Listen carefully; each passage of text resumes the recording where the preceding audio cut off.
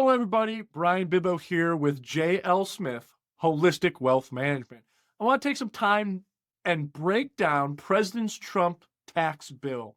The current tax codes are going to sunset at the end of this year. So December 31st of 2025, the current tax code that we have in place is going to sunset.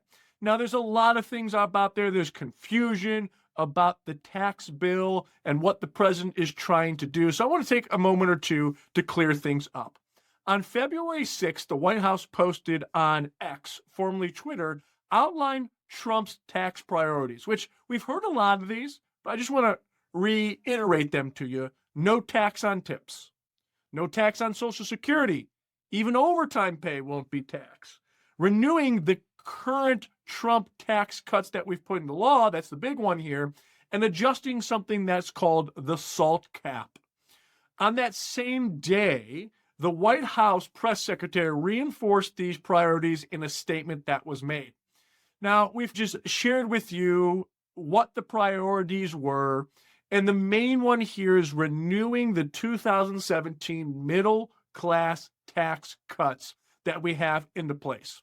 And then also, there is some closing up of some loopholes we didn't mention yet, which is eliminating special tax benefits or breaks for billionaire sport team owners, or closing the carried interest tax loophole.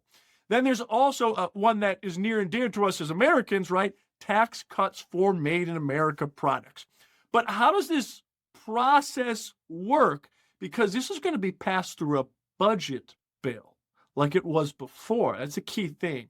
When it's passed through a budget bill, it has to last 10 years or less. So if we move forward getting this through, it will last for 10 years or less.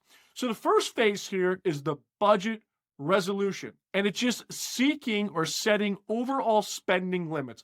How much are we going to need as a country to put this into place? The second one is phase two, where Congress votes on the budget resolution. The third phase is the reconciliation. The committee drafts the actual bill. That's the key thing, is the bill isn't even drafted until the third phase.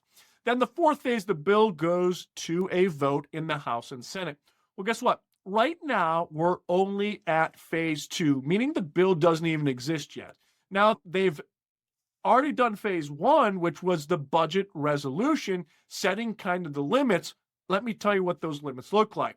It calls for 4.5 trillion in tax reductions over the next 10 years. All right. So 4.5 trillion over the next 10 years. This is just a broad request. It doesn't specify tax policies, eliminating tax on tips, or Social Security. It is just asking for that amount of dollars. Similarly, the resolution includes $10 billion for transportation, but doesn't specify on how that money is going to be used or what's going on. But again, this is in that second phase here. So do we have enough in the 4.5 trillion we're asking for over the next 10 years to actually fund everything that is proposed to do? Well, let me give you some insight here. If we renew the 2017 tax cuts, it will cost between 3.9 trillion on the low end and 4.8 on the high end. Remember, they're asking for 4.5, almost the average of those two numbers. That doesn't leave much wiggle room at all. There is some. But however, the other things that were proposed that we mentioned before, the tips to Social Security, few other things, those promises are set to cost about 1.1 trillion. But it's looking, there's only going to be about 600 billion left.